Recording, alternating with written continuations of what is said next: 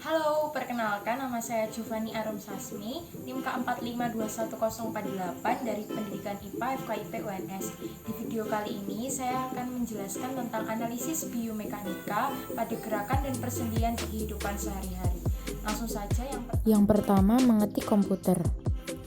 Tulang yang terlibat yang pertama tulang tangan, kedua tulang pergelangan tangan atau karpalia, ketiga tulang telapak tangan atau metakarpalia, keempat tulang jari-jari tangan atau phalanges.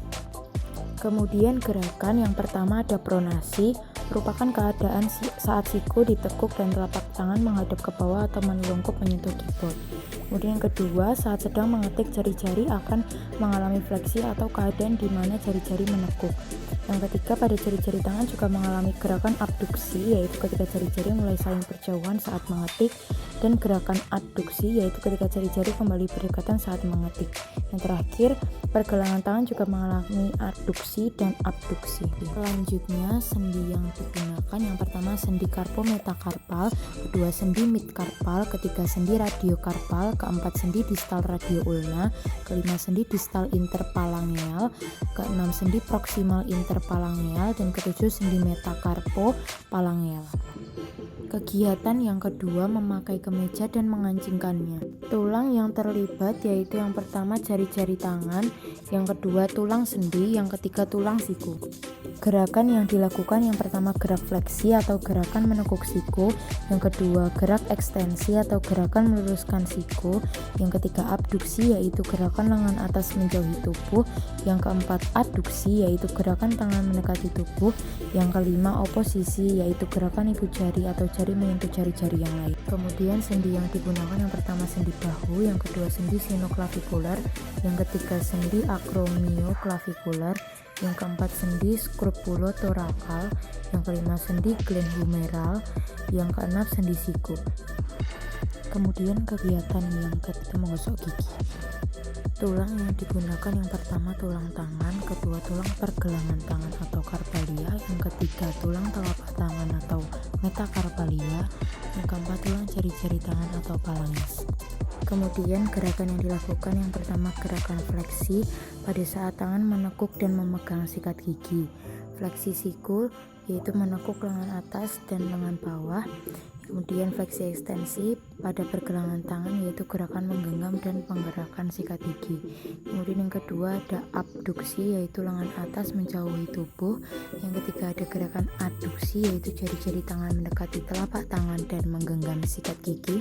Yang keempat ada oposisi yaitu gerakan ibu jari mendekati semua jari lain saat menggenggam. Kemudian sendi yang digunakan yang pertama ada sendi pada bahu yaitu sendi sternoklavikular, sendi akromioklavikular scropulotorakal, dan glenohumeral. Kemudian yang kedua ada sendi siku yaitu sendi ulnohumeral, sendi radiohumeral, dan sendi radioulnar.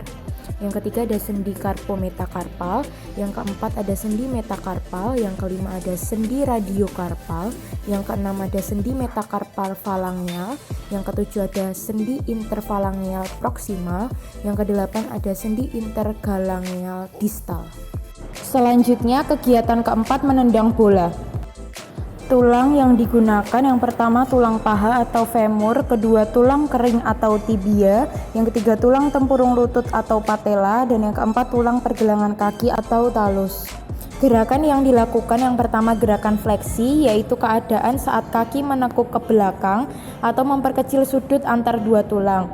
Yang kedua gerakan ekstensi yaitu keadaan saat kaki kembali lurus maju ke depan untuk menendang bola dan atau memperbesar sudut antar dua tulang. Yang ketiga gerakan dorsofleksi yaitu menggerakkan atau mengayunkan telapak kaki ke arah depan untuk menendang bola, dan yang terakhir ada gerakan plantar fleksi yaitu penggerakan telapak kaki ke belakang.